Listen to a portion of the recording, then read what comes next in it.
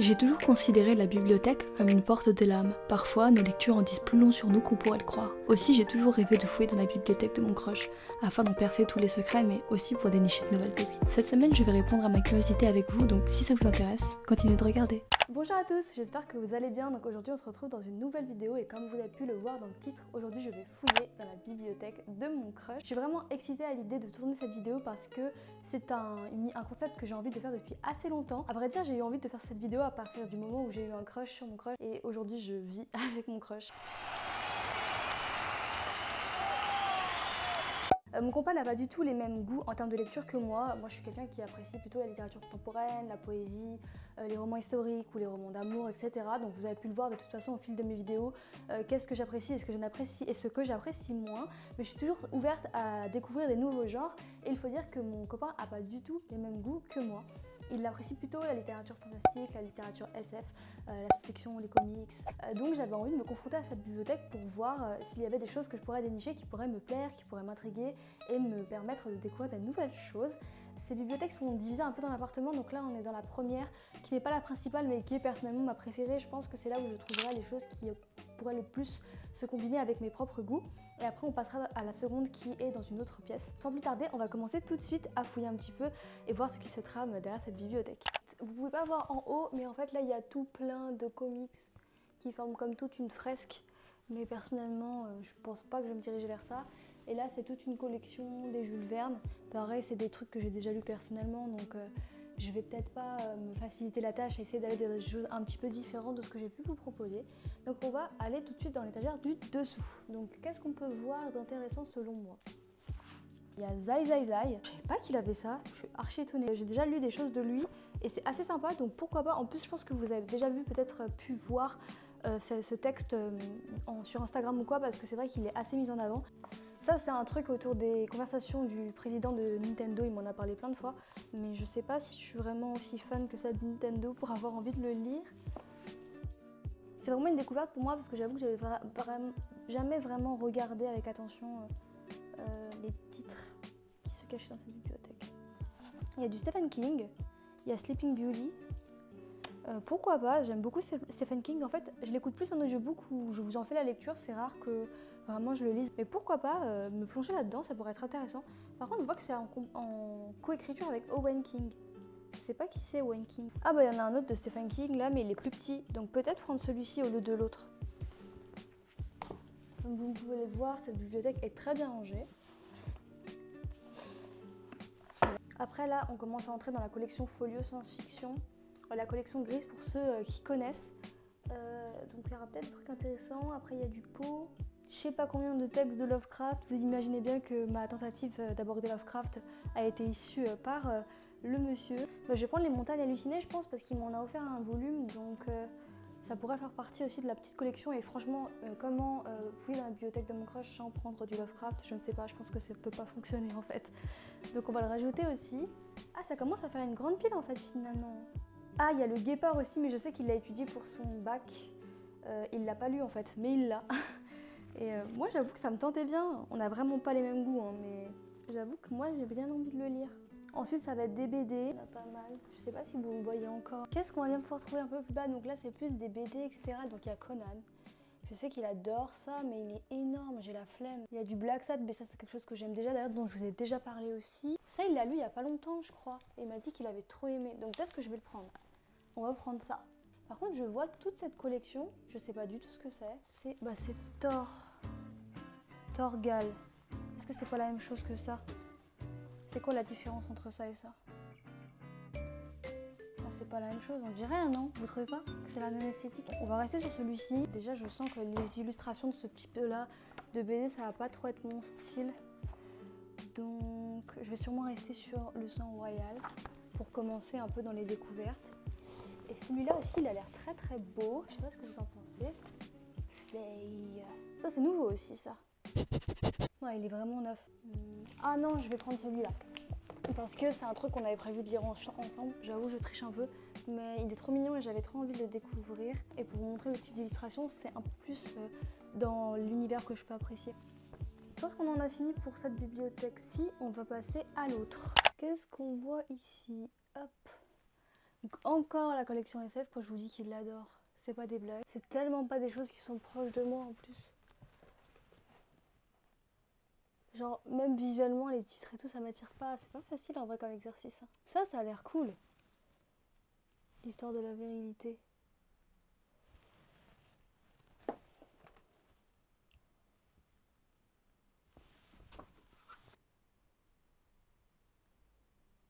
C'est plutôt un essai. Ça peut être intéressant. Mon mec aime beaucoup les trucs un peu historiques, ce genre de choses. Vous avez pu le voir, il y a pas mal de choses sur le Moyen-Âge. Pourquoi pas? Ah, ça c'est stylé, c'est le texte de Maurice Sand. Putain, mais je savais pas qu'il avait ça. Enfin, je m'en souvenais pas. Ou à moins que c'est moi qui ai acheté ça. Attends.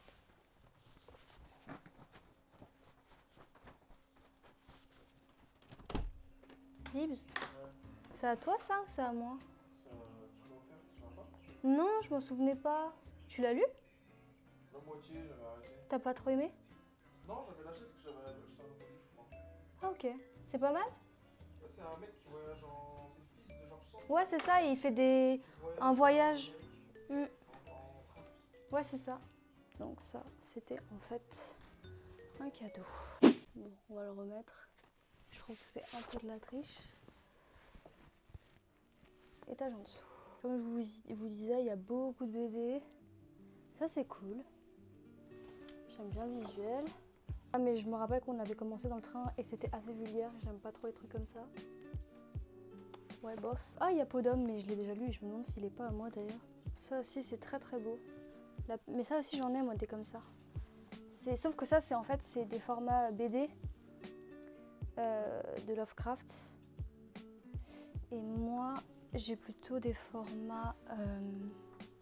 Attendez que je retrouve, voilà, c'est là.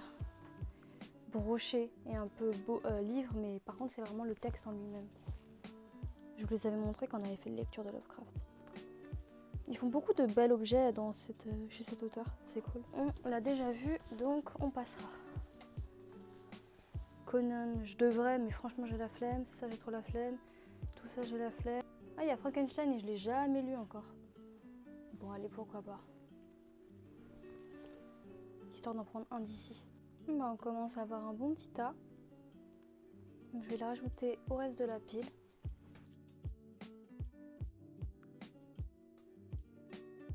Enfin, je vous dis à tout de suite pour vous, mais dans quelques semaines pour moi, le temps que je lis ces livres et que je vous en fasse la critique.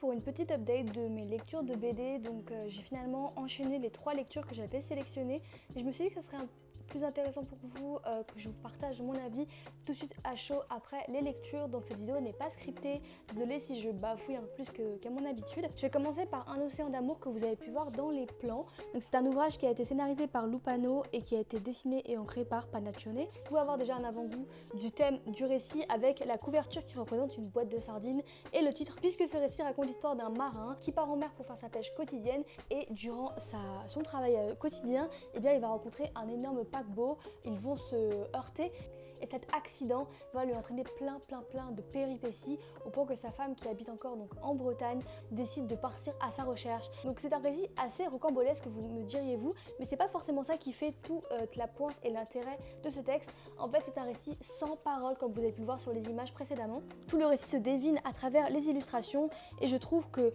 pour un récit aussi foisonnant de péripéties et d'aventures, c'est un exercice qui a été brillamment relevé par Panaccione et Lupano. J'ai beaucoup aimé la petite pointe écologique qu'on va rencontrer tout au long du récit. En même temps, toute une histoire d'amour.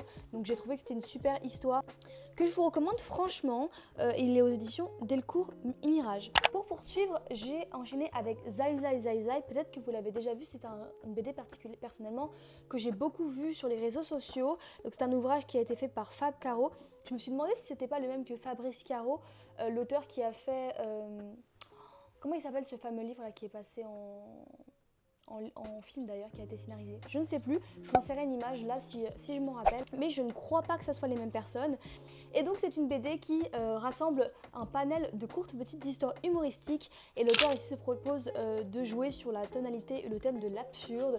Donc il va jouer avec des jeux de mots et un peu des contresens de la réalité pour nous faire rire et nous divertir. J'ai trouvé ça assez sympa, plutôt rigolo à lire et à regarder, mais après je ne sais pas si ça vaut vraiment le succès qu'il a sur les réseaux. À vous de me dire si vous l'avez lu, ce que vous en avez pensé. Si vous avez des parents qui apprécient la BD, je pense que ça pourrait beaucoup plaire à cette tranche d'âge à mon avis. Et enfin pour finir, je me suis attaquée au gros, mais pas le moindre, à l'intégrale de Sang Royal. Les deux autres, je pense vraiment que c'était de la curiosité et après Un Océan d'amour, c'était plus un cadeau pour moi. Mais celui-ci vraiment, ça représente typiquement ce que mon mec peut aimer lire. Pour vous pitcher un peu ce récit, ça raconte l'histoire du roi Alvar. C'est un roi qui a perdu ses terres suite à une guerre, à une bataille. Un de ses partisans l'a trahi et à la suite de cette guerre, il va perdre la mémoire. Pendant des années, il ne va même plus se savoir s'il est bête ou homme. Il va retrouver la mémoire et il va partir dans une quête insensée et déchaînée pour récupérer son pouvoir et son territoire au point de faire des ravages sur son passage, notamment en tuant la femme qu'il avait recueillie, en s'octroyant son enfant, etc. Je ne vais pas vous spoiler plus, mais c'est un récit avec beaucoup de péripéties. J'aime beaucoup les univers un peu royaux avec des intrigues de cour. Personnellement, c'est un genre que j'apprécie beaucoup. Après, ça ne tourne pas forcément qu'autour de ça. Il y a pas mal d'intrigues de meurtre et de guerre et de possession de pouvoir. Franchement, j'ai été vraiment immergée par ce récit. J'ai pas du tout l'habitude de lire ce genre de BD, surtout que le style des illustrations, c'est pas du tout mon genre.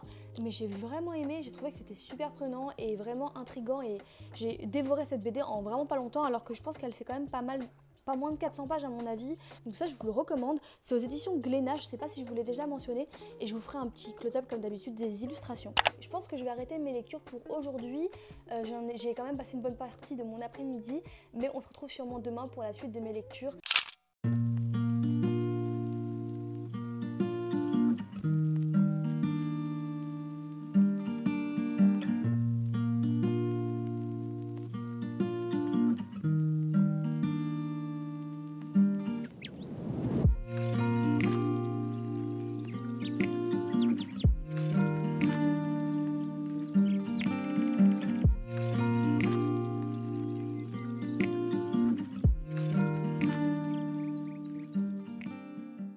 J'ai décidé de me poser un petit peu dans le parc pour continuer ma tournée des lectures avec vous.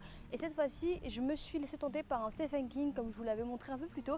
Il s'agit de Marche ou crève. J'ai découvert d'ailleurs à la lecture de ce titre qu'auparavant, Stephen King avait un alias qui s'appelait Richard Bachman.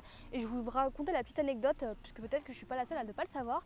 Stephen King en fait a une carrière littéraire beaucoup plus vaste et imposante qu'on pourrait se l'imaginer. Et il s'avère qu'il a écrit beaucoup d'ouvrages sous des pseudonymes, dont notamment Richard Bachman ou Bachman, je ne sais pas.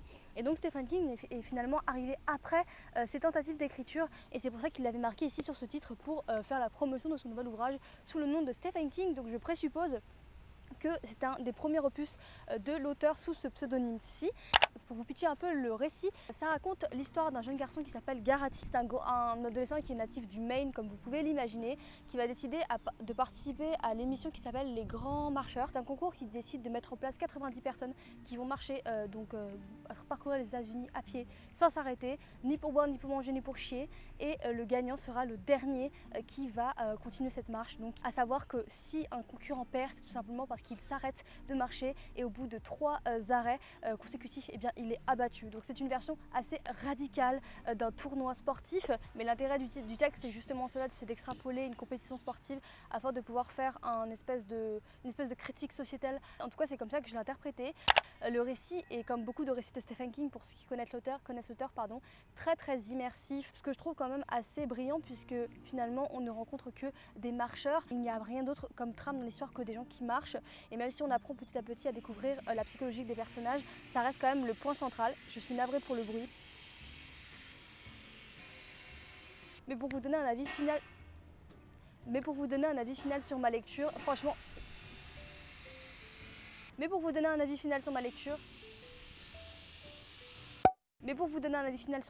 franchement, j'ai adoré ce texte. Je le trouve vraiment très intéressant et très immersif. À vrai dire, c'est la première fois que je me lançais dans un univers de Stephen King à l'écrit, parce que j'écoute beaucoup d'audiobooks de Stephen King. Je trouve que c'est une prose qui est très agréable et très facile à écouter, mais je suis quand même agréablement surprise par son format papier. Contrairement à ce qu'on pourrait penser, Stephen King, ce n'est pas un auteur de gare, c'est vraiment un juste milieu entre l'auteur accessible et l'auteur en fait intéressant par sa prose. Donc je vous le recommande énormément si vous avez des a priori sur lui ou que vous ne savez pas quoi lire et que vous voudriez commencer par un texte assez facile à lire. Je vais peut-être vous dire les textes que j'ai écoutés en audiobook pour vous donner une idée de ce qu'il peut faire. Il y a The Shining que j'ai écouté récemment, il y a ça. Il y a aussi un livre que j'ai lu sur Twitch il y a quelques années, mais c'est vraiment les vieux de la vieille qui ont pu l'écouter puisqu'il s'agissait de Cimetière. N'hésitez pas d'ailleurs à me dire en commentaire si ça vous intéresserait que je vous fasse une lecture exclusive de Stephen King sur Twitch, parce qu'on est bientôt à l'approche d'Halloween et je sais que c'est un auteur que beaucoup de personnes apprécient. Donc sur ce, je vous laisse, je vais continuer mon petit parcours livresque et on se retrouve pour une prochaine update lecture.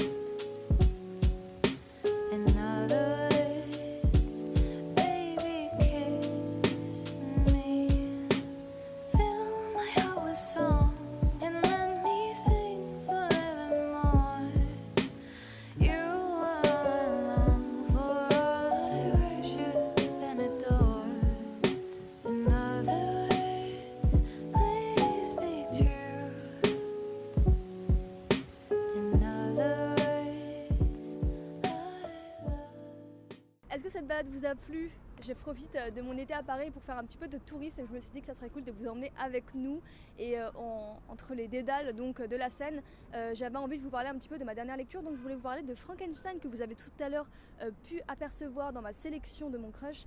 Donc c'est un ouvrage assez connu dans la littérature fantastique puisque c'est un texte qui a initié la littérature fantastique par les thèmes qu'il propose. Pour vous pitcher un peu le roman, parce que peut-être que certains ne le connaîtraient pas, Frankenstein en fait c'est une réécriture du mythe de Pygmalion proposé par Mary Shelley, dans laquelle cette fois c'est un homme qui essaie de créer un monstre de toutes pièces, mais il est dépassé par sa créature. En apparence, le dégoûte, le débecte et il finit par l'abandonner. Et ce monstre face à lui-même, tellement confronté à sa solitude, décide de se venger de son propre créateur. Donc en dehors de l'aspect tout fantastique qui est un peu proche de l'horreur que peut proposer Mary Shelley dans ce texte, ce qui est intéressant c'est vraiment toutes les thématiques psychologiques, parce qu'à la différence de beaucoup de romans fantastiques, ici l'auteur elle nous ramène vraiment dans un discours très omniscient et très intéressant, donc qui nous permet vraiment de nous confronter au monstre d'une manière vraiment plus sensible. Et il y a pas mal de métaphores en fait et de réflexions qui émanent de ce texte qui vont beaucoup plus loin que du récit fantastique, et c'est particulièrement ça qui m'a plu dans ce texte. Après il reste tout l'univers grinçant, l'univers un peu monstrueux qui pourront plaire aux plus fanatiques de ce genre, donc je vous le conseille sans hésiter. Si vous l'avez jamais lu, c'est un classique du genre puisque c'est lui qui a vraiment introduit le fantastique sur la scène, au goût du jour, puisqu'auparavant c'était considéré comme un genre inférieur. J'aurais beaucoup à dire sur ce texte, mais j'ai pas envie non plus de vous entraîner dans des récitals un peu trop littéraires, mais je vous le recommande. N'hésitez pas à le lire, à vous le procurer, et puis on se retrouve dans pas très longtemps pour la suite de cette aventure livresque avec la bibliothèque de mon crush.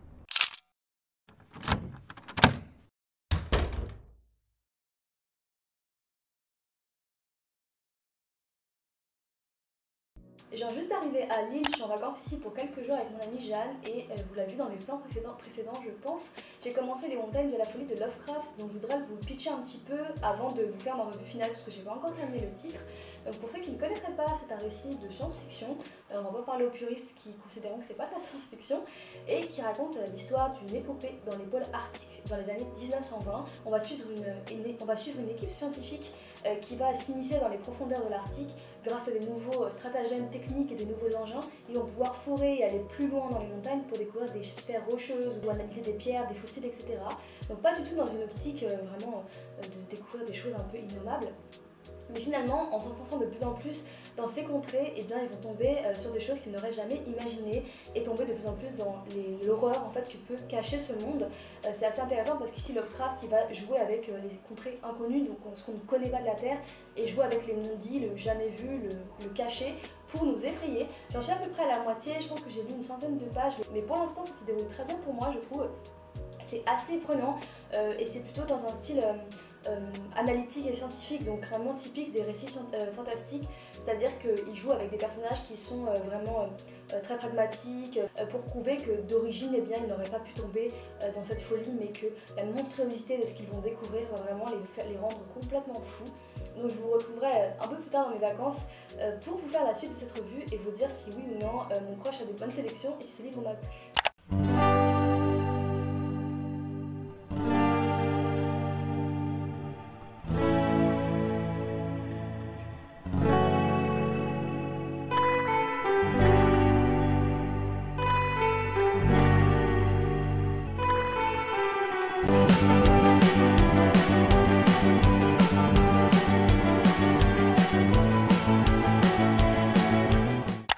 Pour ma dernière update lecture en date, vous l'avez vu, il s'agit des Montagnes de la Folie de Lovecraft. Je l'avais commencé avant de partir en voyage à Lille et je l'ai terminé sur le chemin du retour en train. Je vous ai déjà pitché le résumé, mais j'ai oublié de vous mentionner que il s'agit ici d'une nouvelle traduction de François Lebon, qui a d'ailleurs remanié le titre. Et même si c'est anecdotique, il faut dire que je suis pas trop fan de ce remaniement de titre, je trouve ça un peu dommage ce choix-ci, mais quoi qu'il en soit, je vais vous donner mon avis final sur cette lecture. Alors c'est pas ma première approche de Lovecraft, pour ceux qui me suivent régulièrement vous avez pu voir que j'ai fait une lecture en direct de Lovecraft et j'en parle assez régulièrement sur ma chaîne. C'est un peu un auteur qui est pionnier de ce monde là et je trouve qu'il est assez intéressant et qu'il y a beaucoup à dire sur cet auteur, du bon comme du mauvais.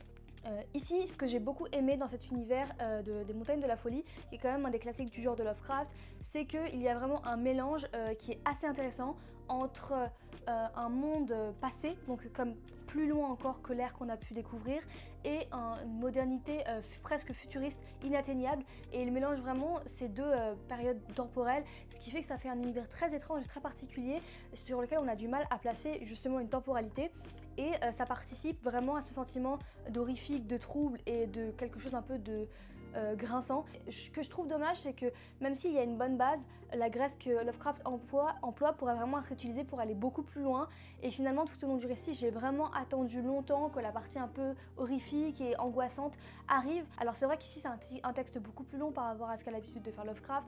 Moi je l'ai plus rencontré sur des nouvelles, notamment le Molosse que j'avais beaucoup aimé et qui est parmi une des nouvelles qui m'est peut-être apparu comme le plus effrayante et que j'ai préféré.